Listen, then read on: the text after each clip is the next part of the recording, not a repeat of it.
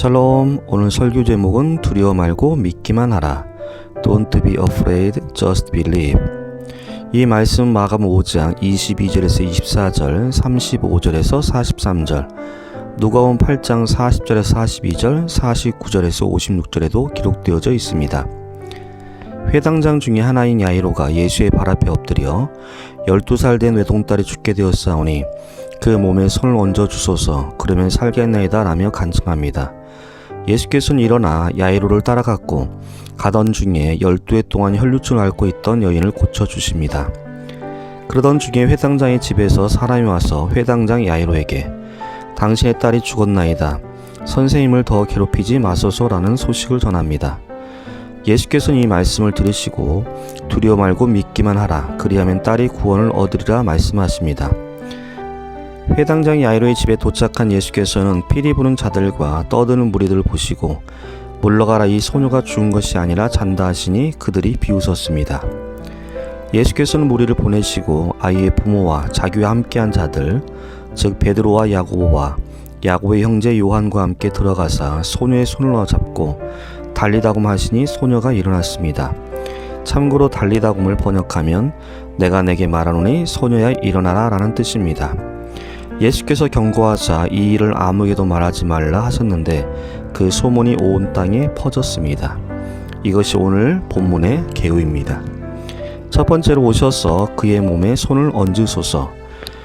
마가복음 5장 22절 23절, 회당장 중에 하나인 야이로라 하는 이가 와서 예수를 보고 발 앞에 엎드려 간곡히 구하이르되 내 어른딸이 죽게 되었사오니 오셔서 그 위에 손을 얹으사 그로 구원을 받아 살게 하소서 하거늘.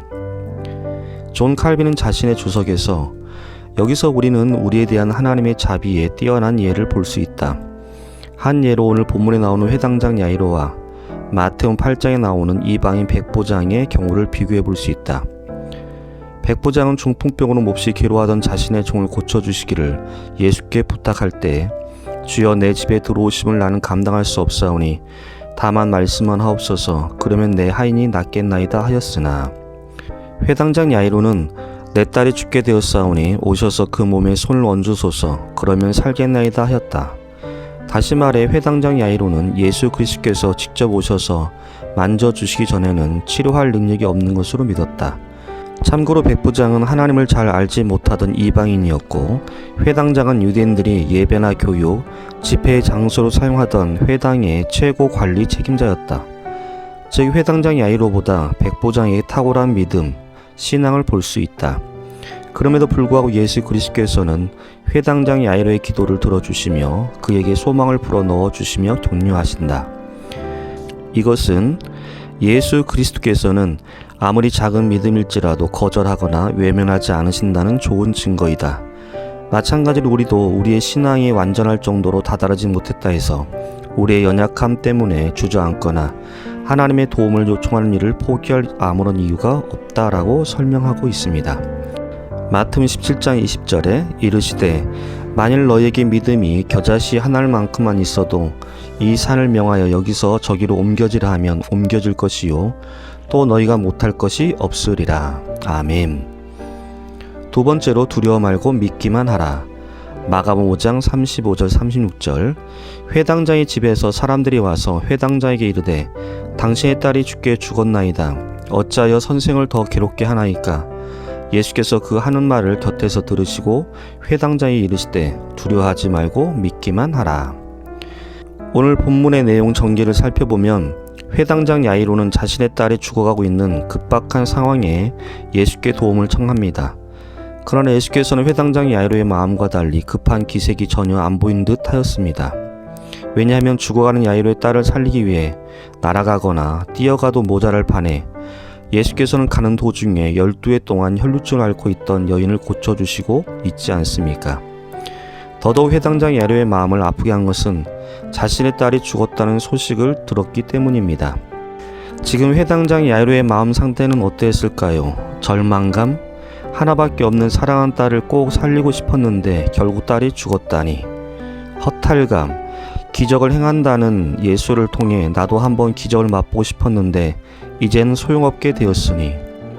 배신감, 회당장의 권위까지 내려놓고 예수의 발 앞에 엎드려 그토록 애원하고 부탁했건만 내 마음도 몰라주고 지체하는 바람에 두려움, 자신의 딸을 살리는 것이 자신의 삶의 가장 중요한 이유였는데 이젠 살아야 할 이유, 살아야 할 목표, 살아야 할 소망이 사라져 버렸으니 원망, 세상에 믿을 놈 하나 없다더니만 예수도 그런 거 아냐? 라는 등등. 존 칼빈 주석에서 다음같이 설명하고 있습니다. 예수 그리스도께서는 하나님의 은혜의 진로를 방해하는 것으로 두려움과 약한 믿음이라고 말한다. 결코 죽음이 하나님의 은혜의 진로를 가로막는 장벽이 될 수 없다. 그래서 회당장 야이로에게 두려워 말라 말씀하신다. 또한 믿기만 하라는 말씀은 예수 그리스도 자신의 능력이 있어서는 전혀 부족할 것이 없기에 회당장 야이로는 믿기만 하면 된다는 뜻이다. 이것은 우리에게도 마찬가지이다. 우리의 마음이 너무 비좁지 않다면 하나님께서는 더 넓은 폭으로 우리를 상대하실 것이지만은 우리의 축소된 마음은 예수 그리스도로 하여금 우리에게 자신의 은사를 더욱 풍성하게 쏟지 못하도록 억제하게 만든다. 성경의 한 예로 광야 40년을 마치고 마침내 하나님께서 약속하신 땅 가나안으로 들어가야 할 사명을 부여받은 여호수아와 이스라엘 백성들을 들 수 있습니다. 이스라엘 백성들은 광야 40년 전 애굽에서 해방되어 나왔을 그때에 하나님의 약속의 땅에 들어갈 수 있었습니다. 그러나 하나님의 약속을 보지 못하고 가나안의 큰 성벽과 거대한 가나안 사람들을 인간의 눈으로 봄으로 인해 결국 약속의 땅에 들어가는 것은 좌절되고 광야 40년의 훈련의 시간을 보내야만 했습니다. 신명기 8장에 보면 내 하나님 여호와께서 이 40년 동안에 내게 광야 길을 걷게 하신 것을 기억하라. 이는 너를 낮추시며 너를 시험하사 내 마음이 어떠한지 그 명령을 지키는지 지키지 아니하는지 알려 하심이라. 너를 낮추시며 너를 줄이게 하시며 또 너도 알지 못하며 내 조상들도 알지 못하던 만나를 내게 먹이신 것은 사람이 떡으로만 사는 것이 아니요 여호와 입에서 나오는 모든 말씀으로 사는 줄을 내가 알게 하려 하심이니라. 이 40년 동안에 내 의복이 헤어지지 아니하였고 내 발이 부르트지 아니하였느니라. 이제 드디어 이스라엘 백성들은 다시금 약속의 땅인 가나안에 들어갈 기회를 얻게 되었습니다. 하나님께서는 여호수아에게 그리고 이스라엘 백성들에게 말씀하십니다. 여호수아서 1장 1절 2절 여호와의 종 모세가 죽은 후에 여호와께서 모세의 수종자 눈의 아들 여호수아에게 말씀하여 이르시되 내 종 모세가 죽었으니 이제 너는 이 모든 백성과 더불어 일어나 이 요단을 건너 내가 그들 곧 이스라엘 자손에 주는 그 땅으로 가라. 여호수아서 1장 5절에서 9절에 내 평생에 너를 능히 대적할 자가 없으리니 내가 모세와 함께 있었던 것 같이 너와 함께 있을 것임이니라. 내가 너를 떠나지 아니하며 버리지 아니하리니 강하고 담대하라.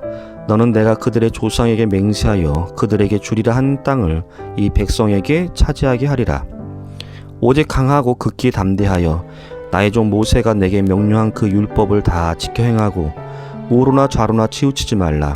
그리하면 어디로 가든지 형통하리니 이 율법책을 내 입에서 떠나지 말게 하며 주야로 그것을 묵상하여 그 안에 기록된 대로 다 지켜 행하라. 그리하면 내 길이 평탄하게 될 것이며 내가 형통하리라. 내가 내게 명령한 것이 아니냐. 강하고 담대하라. 두려워하지 말며 놀라지 말라. 내가 어디로 가든지 내 하나님 여호와가 너와 함께 하느니라 하시니라. 그러나 이스라엘 백성들의 큰 장벽을 만나게 됩니다. 바로 언덕 너머까지 넘쳐 흐르는 요단강이었습니다. 언덕 너머까지 차고 넘치는 요단강 앞에 선 여호수아와 이스라엘 백성들은 어떻게 했습니까? 여호수아 3장 14, 15절 백성이 요단을 건너려고 자기들의 장막을 떠날 때에 제사장들은 언약궤를 메고 백성 앞에 나아가니라. 요단이 곡식 거두는 시기에는 항상 언덕에 넘치더라. 궤를 맨 자들이 요단에 이르며 궤를 맨 제사장들의 발이 물가에 잠기자. 여호수아 3장 16, 17절 곧 위에서부터 흘러내리던 물이 그쳐서 사르단에 가까운 매우 멀리 있는 아단 성읍 변두리에 일어나 한 곳에 쌓이고 아라바의 바다 여매로 향하여 흘러가는 물은 완전히 끊어지매 백성이 여리고 앞으로 바로 건널세. 여호와의 언약궤를 맨 제사장들은 요단 가운데 마른 땅에 굳게 섰고 그 모든 백성이 요단을 건너기를 마칠 때까지 모든 이스라엘은 그 마른 땅으로 건너갔더라. 아멘. 사랑하는 성도 여러분, 믿음이 이기네 믿음이 이기네 주 예수를 믿음이 온 세상 이기네. 오늘 또 절망, 낙심, 걱정, 원망, 두려움을 버리고 한 걸음 한 걸음 믿음의 발걸음을 성령 하나님과 함께 힘차게 내디딥시다. 결론입니다. 기적의 현장은 믿는 자에게만 허락됩니다. 마가복음 5장 38절에서 40절 회당장의 집에 함께 가사 떠드는 것과 사람들이 울며 심히 통곡함을 보시고 들어가서 그들에게 이르시되 너희가 어찌하여 떠들며 우느냐 이 아이가 죽은 것이 아니라 잔다 하시니 그들이 비웃더라. 예수께서 그들을 다 보내신 후에 아이의 부모와 또 자기와 함께한 자들 베드로, 야고보, 야고보의 형제 요한을 데리시고 아이 있는 곳으로 들어가사 예수께서 피를 부른 자들과 떠드는 자들을 보내신 이유는 그들이 이 기적의 증인이 될 만한 자격이 없었거나 아니면 이 기적을 베푸는 데 있어서 주위의 소란을 원치 않으셨거나 둘 중에 하나일 것이다 라고 존 칼빈은 자신의 주서에서 말하고 있습니다. 마가복음 5장 41, 42절 그 아이의 손을 잡고 이르시되 달리다고 하시니 번역하면 곧 내가 내게 말하노니 소녀에 일어나라 하심이라. 소녀가 곧 일어나서 걸으니 나이가 12살이라 사람들이 곧 크게 놀라고 놀라거늘. 존 칼빈은 자신의 주석에서 피리 부는 자들과 떠드는 자들의 소리로는 죽은 소녀의 감각을 일깨우지 못한다. 죽은 소녀의 감각을 일깨우는 것은 오직 예수 그리스도의 음성, 즉 달리다굼 소녀야 일어나라로만이 기적을 나타내신다. 사랑하는 성도 여러분, 세상의 소리, 즉 세상의 철학, 이론, 사상, 경영론, 처세술로는 인간의 참 생명을 줄 수가 없다.